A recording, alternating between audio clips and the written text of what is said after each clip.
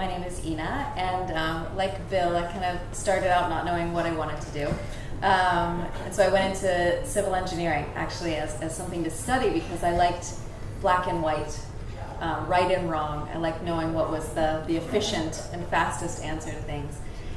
After that, I worked for Bain & Company for a while and found that increasingly there were no right and wrong answers to things. There were just people trying to solve problems, hoping for the right answer and doing their best. I then worked for a startup in Italy for a while, and even more, no right answers, lots of negotiating, lots of, in fact, we definitely found the wrong answer because the startup died. but nevertheless, I found that I just, given who I am and what I'm interested in, it was nicer to be on the side of studying this kind of stuff than actually doing it for a living. So I went to do my Ph.D. in Organisational Behavior, which is basically social psychology in business at Stanford University at the business school. And I came out of there, I studied the psychology of power and also negotiations. I've been teaching at London Business School. I've been on the faculty there now for coming up on 10 years. And I'm very happy to be here teaching an elective on negotiation and bargaining this week to a wonderful group of students, many of whom are here. So, hi guys. My perspective, I'm not sure the gender dynamic played so much in there as much as I think she was doing two things effectively.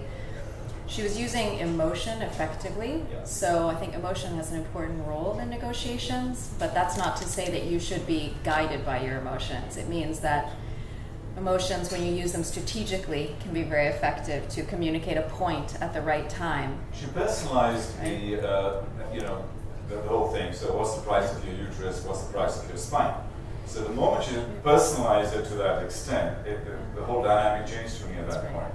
She also effectively, I would say, moved the anchor. She made the discussion on her terms, not on their terms. She talked about what the number should be, and she talked about how they would come to that number, moved off of theirs. I would say that it's easy to, when you have power in the shape of a gun or whatever it might be, it's easy to, or whatever source of power you have, to just go to a threat. Is I think that, talking about why, coming to what we talk about in class is what are the underlying interests of this guy? What's he actually trying to get? And saying, it's harder to work at that level because you have to try to understand the other person. You have to try to get outside of your own mindset and being threatened by their threats and being defensive and say, what do you need? And how can I think about working from what I need to come up with a creative solution to solve that problem? That's hard, but that's the way out of a situation like this. I think for me the most salient element of that was George Clooney trying to establish a power position outside of the actual currency of the negotiation. So by starting it out by talking, I think what he was intimating was that the other lawyer had sort of not done well on some sort of lawyerly award, and so he was trying to establish a position of power and dominance there, right? Which I think was interesting. So it's an interesting to think about how people can have power in negotiations, not just because of the alternatives they have, but also various other elements that are coming in and giving power. I think he was also trying to make the other side, unseat the other side, which eventually he did. Those are some of the big dynamics I saw there. What was interesting to you? Most interesting negotiation story that I like to think about and talk about, and it's from 1971, before my time, but nevertheless of interest to me. So it's a situation, I find that the most challenging situation often is when you don't have power.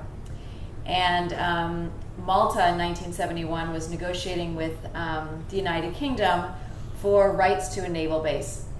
Now in the 40s, during World Wars, in that time in history, Malta was very well located, and so the government, UK, would pay a lot to have rights to the naval base there. In 1971, not so much.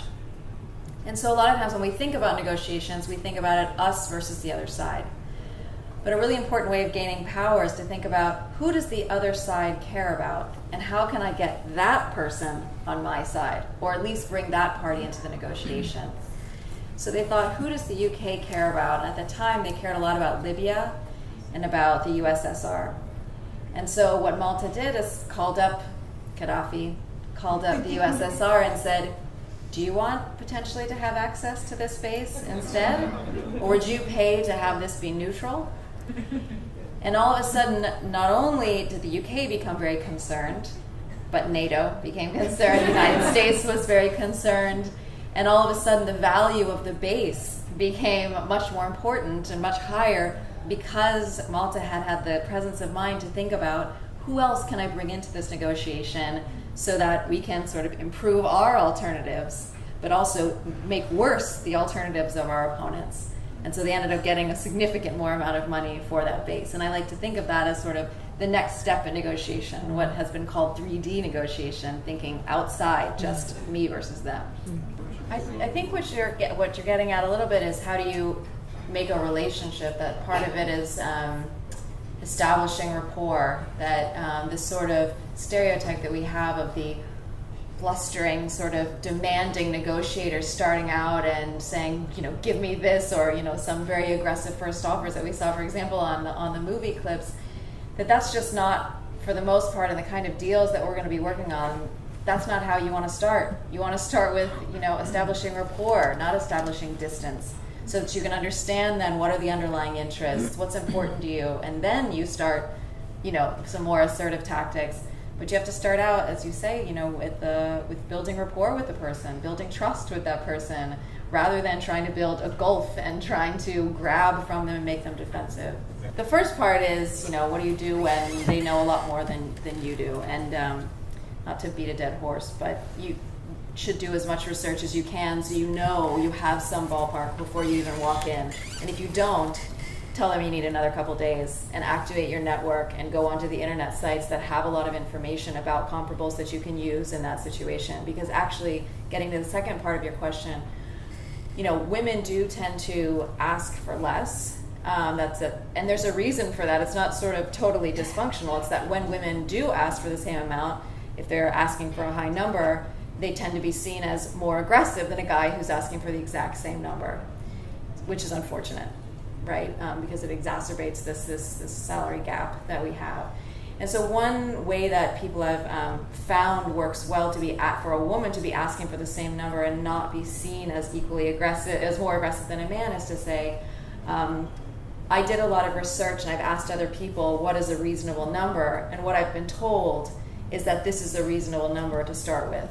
So you're basically saying that the message is not coming from me because I think I deserve this much, which comes across poorly, but rather I've been told that this is what is a reasonable number to ask for, and the same that number is coming across as less aggressively. Taking a break is not a sign of weakness. Taking a break is a sign of being professional and being able to know when you need to get some more information, when you need to decompress. So don't be afraid to take a break in a negotiation. It's really can be helpful. Go to the balcony and go for a walk.